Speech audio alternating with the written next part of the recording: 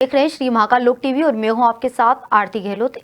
रुक करते हैं इस वक्त की तमाम बड़ी खबरों की ओर। हरियाणा के सीएम नायब सिंह सैनी पुलिस प्रशिक्षण केंद्र सुनारिया में आयोजित पासिंग आउट परेड में शामिल हुए। इस दौरान सीएम नायब सिंह सैनी ने कहा है कि हरियाणा के उन सब जवानों को जो दीक्षांत परेड में पास आउट हुए हैं वो हरियाणा पुलिस की एक नई शक्ति बनकर शामिल हो रहे हैं। मैं सभी 1265 जवानों को शुभकामनाएं देता हूं।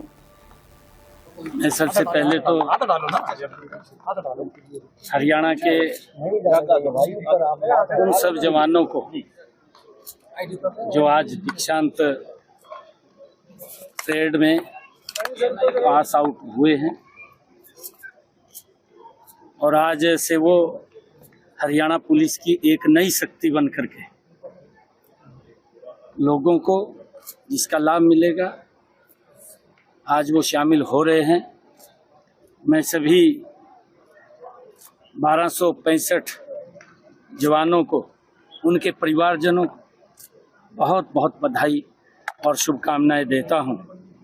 मेरे लिए गर्व का क्षण है कि मैं ऐसे जवानों के बीच में, जो सरकार ने जिस प्रकार से भर्ती प्रक्रिया ट्रांसपेरेंसी की है, बिना पर्ची बिना खर्ची के ये हजारों युवा साथी जो हरियाणा पुलिस के अंदर सेवाएं देंगे, मुझे ये भी गर्व है कि हरियाणा पुलिस की ताकत और बढ़ेगी और उस ताकत से हरियाणा के लोगों को जो पुलिस से सहयोग, सुरक्षा का भाव होता है, पुलिस के इन जवानों में हरियाणा पुलिस के साथ मिलते हुए ये और प्रकट होगा। क्योंकि हम देखते हैं कि हरियाणा पुलिस पहले भी, चाहे कोई क्रिमिनल है या कोई नशा के अंदर लिप्त होता है, ऐसे लोगों के खिलाफ सख्त कार्रवाई करके कहीं ना कहीं उनको सजा दिलवाने का काम भी हमारे ये पुलिस के जवान करते हैं। आज 1265 हमारे जवान पुलिस, हरियाणा पुलिस के अंदर शामिल हुए हैं। मैं पुनः उन सबको बहुत बहुत बधाई और शुभकामनाएं देता हूं। उनके उज्जवल भविष्य की कामना करता हूं। उनके परिवारजन भी आए हैं, मैं उनको भी बहुत बहुत बधाई और शुभकामनाएं देता हूं।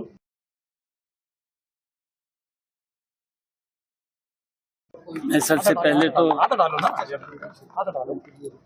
केंद्रीय रेल मंत्री अश्विनी वैष्णव ने कहा, प्रधानमंत्री मोदी ने इस वर्ष रेलवे के लिए 2,62,200 करोड़ रुपए आवंटित किए हैं। यह बहुत महत्वपूर्ण है क्योंकि पिछले 10 वर्षों में रेलवे का विकास पिछले 60 वर्षों में बहुत कम हुआ है। इस अवधि में बुनियादी ढांचे की नींव रखी गई है। लगभग 96 नेटवर्क का विद्युतीकरण।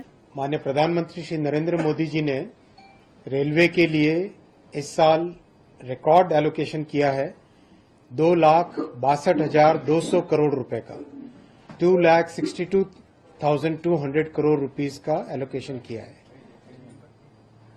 This is very important because in the last 10 years, Railways has developed in a way which is very different from the previous 60 years. The foundation of infrastructure has been laid during this period. Almost 96% of the network is electrified. 31,000 kilometers नए railway track बने।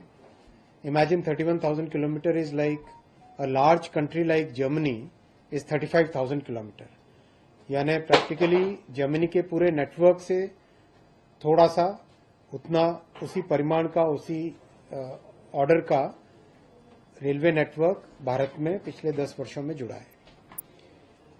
इन सब foundational चीजों को करने के साथ साथ नई टेक्नोलॉजी भी लाएं।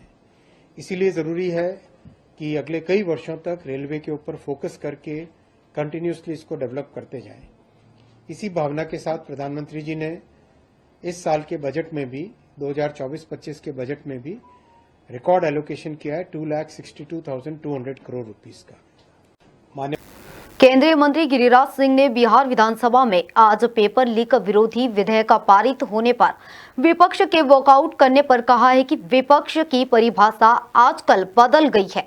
जहां राहुल गांधी केंद्र में विपक्ष में हो, आरजेडी विपक्ष में हो, वहां विपक्ष की परिभाषा बदल कर यह हो गई है कि सरकार अच्छे काम भी करे तब भी वॉकआउट करो। अगर पेपर लीक विरोधी विधेयक पर भी कोई वॉकआउट करे तो यह दुर्भाग्यपूर्ण है। असेंबली में पास हो गया है, लेकिन ऑपोजिशन ने वहां बाइकआउट करने का काम किया। देखिए, विपक्ष की परिभाषा आजकल बदल गई है। जहां राहुल गांधी केंद्र में विपक्ष में हो और वहां आरजेडी हो, तो विपक्ष की परिभाषा बदल गई है कि सरकार अच्छे काम भी करे तो विरोध करो। अगर पेपर लीक पर भी कोई वॉकआउट करे तो ये दुर्भाग्यपूर्ण स्थिति है। अगर बिहार को इतना पैकेज मिले, उसको भी कल तक यही लोग कह रहे थे कि कुछ नहीं।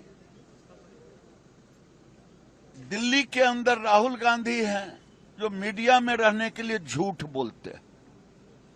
उन्होंने आकर के पहले बयान दे दिया किसानों की अंदर नहीं जाएगा, उसी समय पास आ गया। ये राहुल गांधी झूठ बोलते हैं, मीडिया में आके नैरेटिव सेट करते हैं और किसान के नाम पर नैरेटिव सेट किया। जिस समय वो बाइट दे रहे थे उसी समय किसानों का पास आया। ये झूठ बोल के राजनीति नहीं चलेगा, नैरेटिव नहीं सेट होगा। असेंबली में पास हो गया है, लेकिन ऑपोजिशन ने वहां बाइकआउट करने का काम किया। देखिए, कांग्रेस सांसद केसी वेणुगोपाल ने मीडिया के सवालों पर कहा है कि निर्मला सीतारमण देश को गुमराह कर रही है। उन्हें बताना चाहिए कि उन्होंने केरल, उत्तर प्रदेश, कर्नाटक, पंजाब, हरियाणा, महाराष्ट्र को क्या दिया। अपने पूरे 1 घंटे 40 मिनट के बजट भाषण में उन्होंने उत्तर प्रदेश, हरियाणा, झारखंड, महाराष्ट्र सहित कुछ प्रमुख राज्यों का नाम तक नहीं लिया है। Actually, she is misleading the country. Anyway, she is going to reply the budget. Tell her us what is she giving to Kerala, what is she giving to Karnataka, what is she giving to Uttar Pradesh, what is she giving to Punjab, what is she giving to Haryana, what is she giving to Maharashtra. In her entire 1 hour and 40 minutes budget speech, she is not even spelled some of the major states, including Maharashtra, Haryana, Jharkhand, Uttar Pradesh. That is why we are mentioning that. She only misled the house, brother.